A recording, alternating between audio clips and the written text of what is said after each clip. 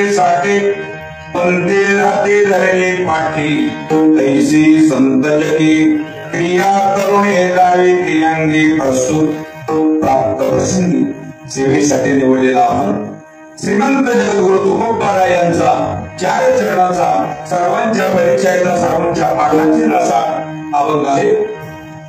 या ठिकाणी चालत असलेला अखंड हरिनाम सप्ताह श्री भगवान पंढररायाच्या श्रीकृष्ण जन्मोत्सवानिमित्त चालत असलेला हा सप्ताह आणि त्या सप्ताहातील आजच्या मला वाटतं चौथ्या दिवसाची ही सेवा माझ्याकडे आलेली आहे। यातील बरीचशी मंडळी आपले सगळे एकमेकाच्या परिचयाचे आपण, त्यामुळं सेवा ही सेवाच करायची म्हणजे तुम्ही या मी खेळी मेळी गदारोळी आनंदे पुन्हा हे संकोच न बाळगलं तर प्रमाण होते हे तंतोन म्हणायचे काय आपल्यावर कोणी काही कायदेशीर कारवाई करत नाही प्रमाण तंतोन। महाराज संत महात्म्यांचं वर्णन करत असताना संत महात्म्यांचं जगावर उपकार आहे। संत महात्मे कशासाठी आले काय करतात हे काय प्रमाण देऊन सांगतात। कारण या ठिकाणी संत महात्मे येत असतात देवाला आणावं लागतं आणि तुम्हा आम्हाला न बोलवता यावंच लागतं। देवाला आणावं लागतं कारण त्या वेळेला पृथ्वीवर अधर्माचा वध होत पृथ्वी सगळं सहन करते फक्त पाप सहन करत पाप सहन करत माणसाला अपकीर्ती पाप आणि ज्ञानाची खोली समुद्रापेक्षा खोल काय तर समुद्रापेक्षा खोल ज्ञान आहे। तुका म्हणे नेनो युक्तीची खोली मनोनी ठेविली समुद्रापेक्षा ज्ञानाची खोली एक वेळ समुद्राची खोली कळेल। समुद्रामध्ये किती पाणी किती खोल आहे त्याचा अंतर मोजता येईल पण ज्ञानाचा अंतर मोजता येत नाही।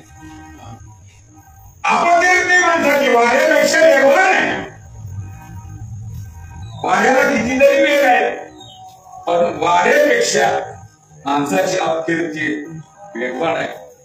तांदळापेक्षा काळे अपकीर्ती आणि पृथ्वीपेक्षा जर पाप आला त्यावेळेला पृथ्वीवर पाप होत अधर्म होतो त्यावेळेला संत महात्म्यांनी जाऊन भगवंताला प्रार्थना करावं लागते आणि त्यावेळेला भगवंत पृथ्वीचा लावा येत असतात। आम्ही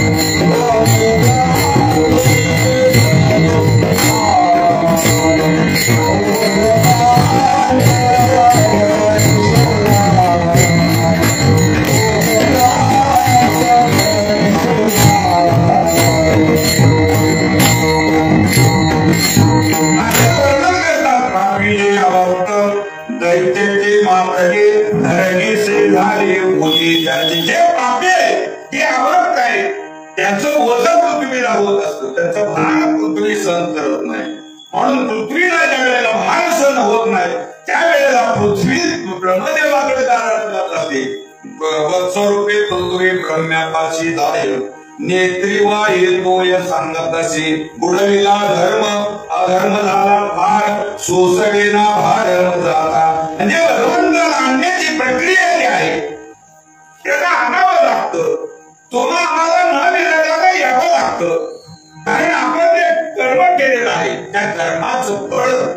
जगण्यासाठी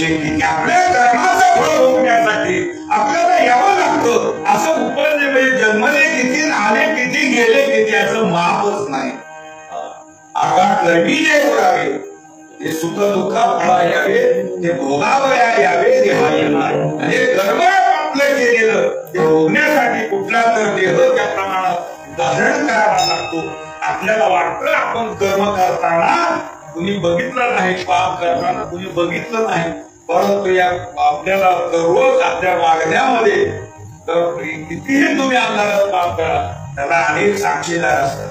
चंद्र साक्षीदार आहे, सूर्य साक्षीदार आहे, पंचमहाभूत साक्षीदार आहे, आपला अंतरात्मा साक्षीदार आहे. याच्या साक्षी म्हणजे कर्माचं फळ भोगल्याशिवाय सुटत नाही.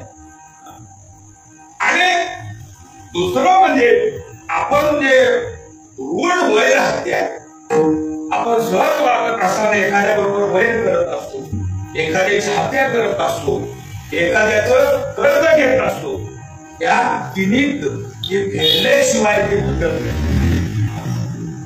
कर्ज आपल्याला वाटतं सरकारनं आपलं कर्ज माफ केलं, माफ होत नाही, कर्ज फेडावंच लागतं. एखाद्याचं घेतलेलं कर्ज फेडल्याशिवाय त्यातून सुट्टी नाही. एखाद्याचं वैर जर एखाद्या धर्मामध्ये केलं तर वैर सुद्धा फेडल्याशिवाय सुख नाही. वैर सुद्धा संपवूनच मारताना मारायचं, मारताना वैर मारायचं नाही. एका महाराजांनी सुंदर दृष्टांत सांगितला, सुखी होण्यासाठी काय करायचं, सुखी होण्यासाठी काय करायचं.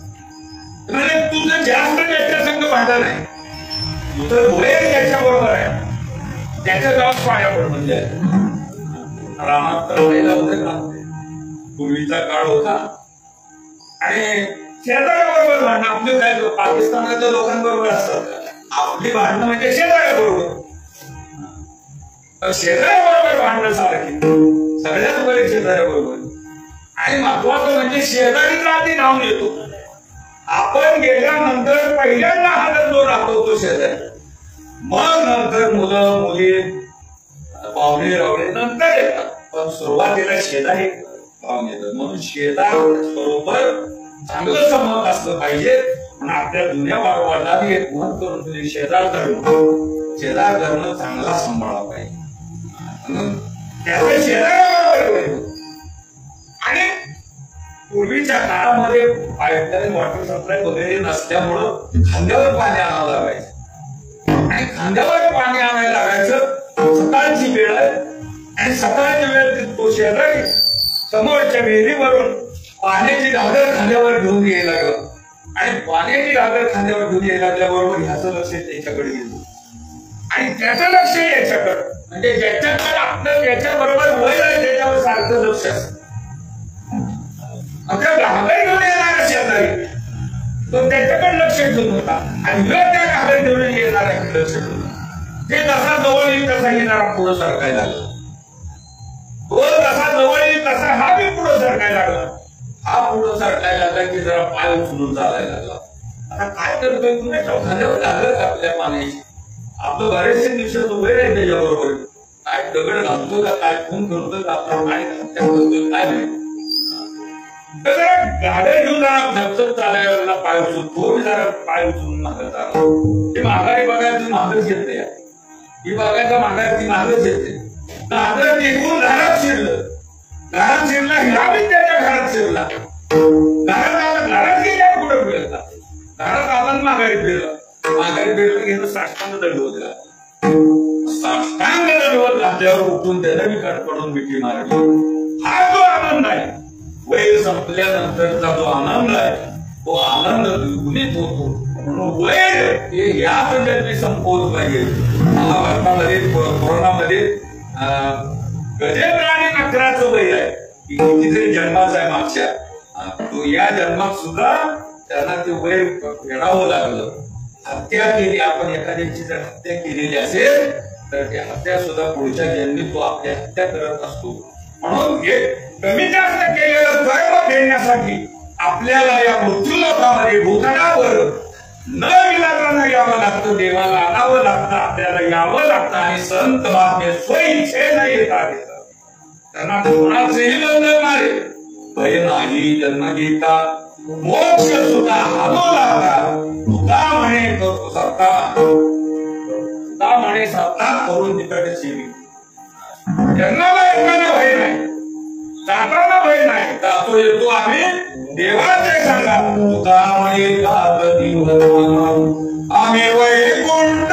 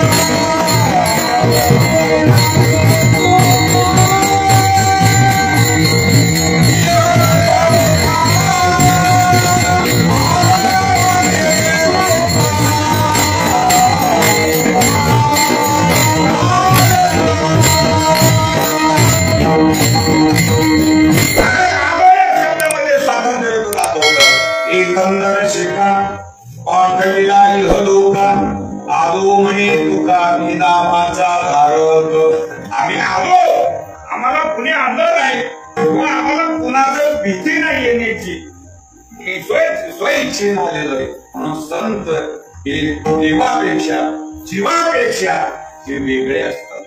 म्हणून संत महात्म्यांची कार्यप्रणाली ही सुद्धा वेगळी असते. आम्ही जर विचार करायला गेलं तर आपल्या जीवापुरता आपल्या कुटुंबापुरता आपल्या जीवात एकत्र जर कुटुंब असेल तर पहिली आपल्यावर आपल्या स्वतःच्या जीवाबद्दल असते. गावातून जर विचार करायचा गेलं तर गावात आपल्या कुटुंबाला आधी प्राधान्य देतो. जगात देशात जिल्ह्यात जर विचार करायला गेलं तर आपल्या गावाला प्राधान्य देतो. देशात विचार करायला गेलं आपल्या राष्ट्राला प्राधान्य आपल्या देशाला प्राधान्य. संत महात्मे जे असतात त्याचा उपकारासाठी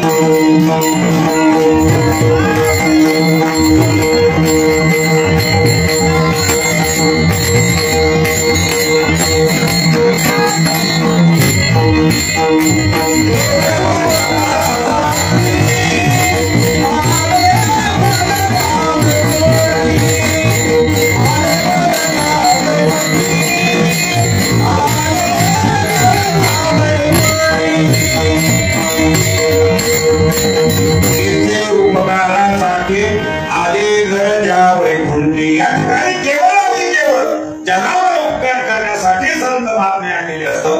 आणि उपकार करत असताना त्यांच्या मनाची उंची त्यांच्या चित्ताची उंची एवढी रुंदावलेली असते कक्षा की ते संपूर्ण विश्वाला माझं घर म्हणतात. ही विश्वची माझी घर आईशी मती दयाची स्थिर किंबहुना चराचर आपणाची झाला.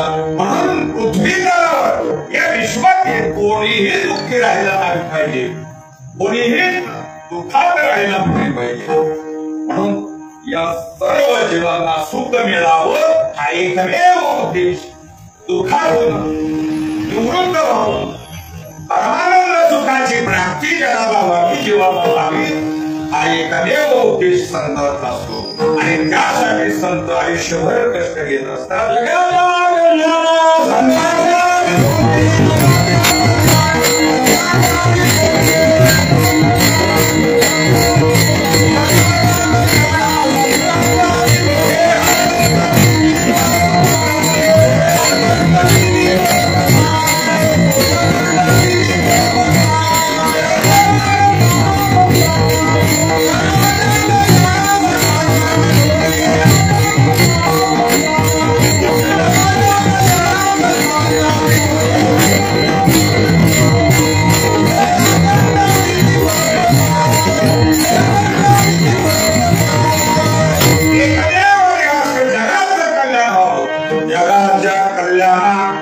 संतांच्या विभूती देह कष्ट विधी परोपकारी.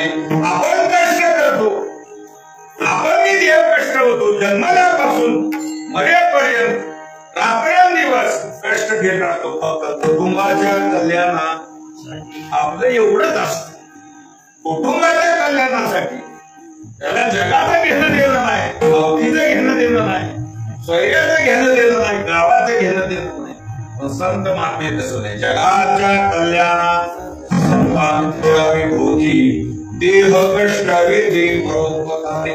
जग चुकीच्या मार्गाने चालते, जग मायेच्या मार्गाने निघालेलं आहे. की माया आणि ब्रह्म यातील फरक संत महात्मे समजावून सांगत असतात. माया काय आहे आणि ब्रह्म काय आहे सारासार विचार संत महात्मे जगाला समजावून सांगतात. सारासार विचार उन्हावती नाम धरा कंठी विभूवाची.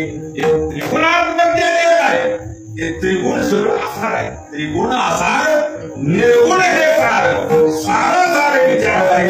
हे संत महात्म्याची शिकवण असते. माया ही जगाला जे सत्य दिसू देत नाही.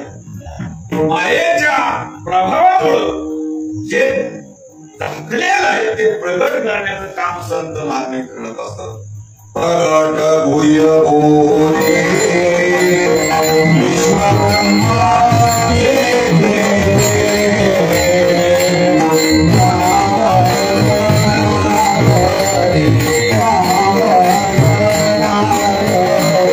Oh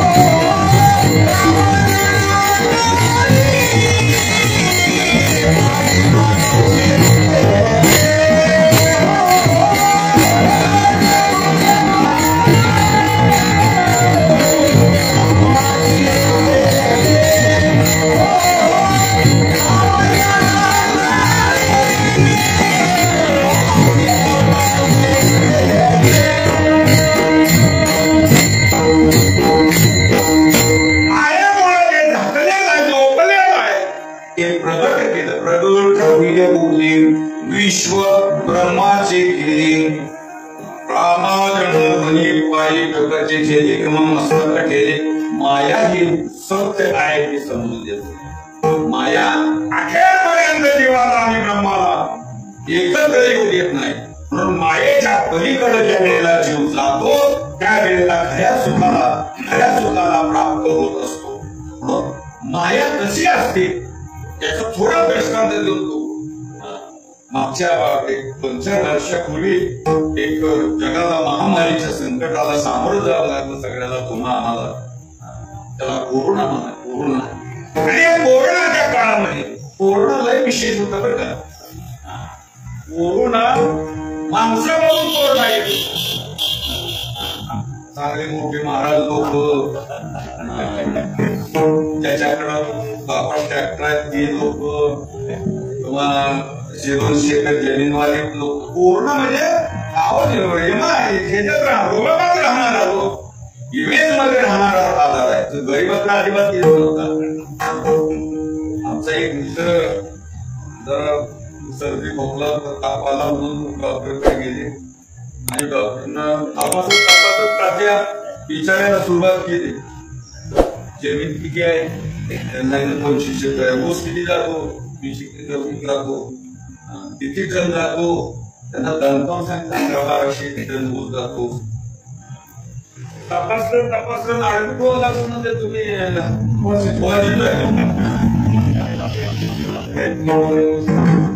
आडवी डोळा लागेल घरनं उठलं असं चालू म्हणजे घरी जाऊन परत आडवी नाही घरी जाऊ नका म्हणजे घरच्यांना लागल होईल म्हणजे घरच्यामुळे मला लागण झाली. घरी गेले आणि संध्याकाळी पट्टी कापड घातली मास्क तोंडाला बांधला. त्या मास्कनं एक फायदा केला नक्क्या पोरी कापल्या. मास्क तोंडाला घातला आणि मग त्यावेळी डॉक्टरकडे गेलं. संध्याकाळी डॉक्टरनं तपासायला सुरुवात केली. डॉक्टर म्हणजे घरी काय घर कसं काय घर कुणाला घर आहे म्हणला. मग आता कुठं तुला खाली उठान तुला बाबले त्याच्या खाली बरीचशी कुटुंब राहायला तुला खाली राहतो काम काय करतात कवडे कामला खाली म्हणजे तपासून काय नाही तुम्हाला मग कोणावरचा मास्टर दुपारचा पेशंट आहे. आपण पंढरपूरच्या जवळची माणसं आहे घाटावर बसलेली आंधळी पांगळी लगडी मुली हे कोरोनात गेला नाही. कोरोना इमेजचा आजार आहे. चांगल्या श्रीमंताच्याच घरी जातो गरीबाच्या घरी जात नाही.